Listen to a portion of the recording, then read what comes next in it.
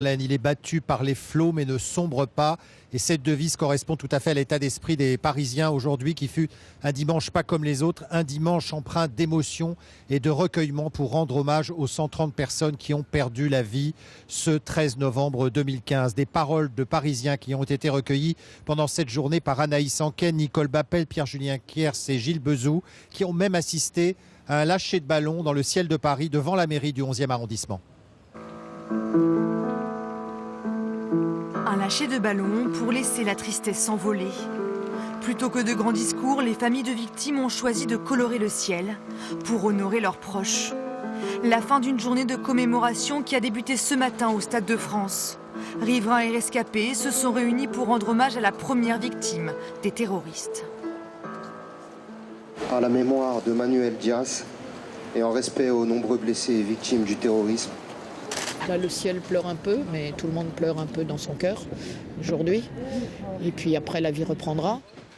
Des Franciliens unis pour faire face.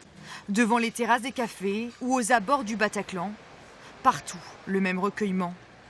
Des étreintes, parfois des larmes et toujours beaucoup d'émotions. Aujourd'hui, c'est quand même important, je trouve. Et même si je connais ces personnes, j'avais envie de faire un petit geste. C'est la solidarité envers tous ceux qui sont morts, tous ceux qui restent, tous ceux qui sont blessés, tous ceux qui seront blessés à vie.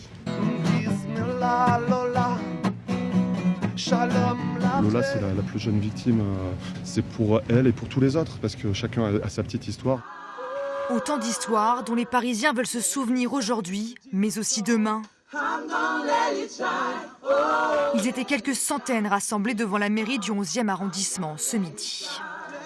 Je pensais à toutes les victimes qui sont parties, mais moi je pense aussi à tous ceux qui restent. Il faut toujours se souvenir de ces événements. Il faut rassembler les gens pour qu'ils puissent se rappeler de ce qui s'est passé l'année dernière, pour prier que ces choses ne passeront plus. Ne pas oublier, ne pas sombrer. Avec une fin de cérémonie rythmée par des chants gospel, les Parisiens ont fait le choix de l'espoir pour que Paris reste une fête.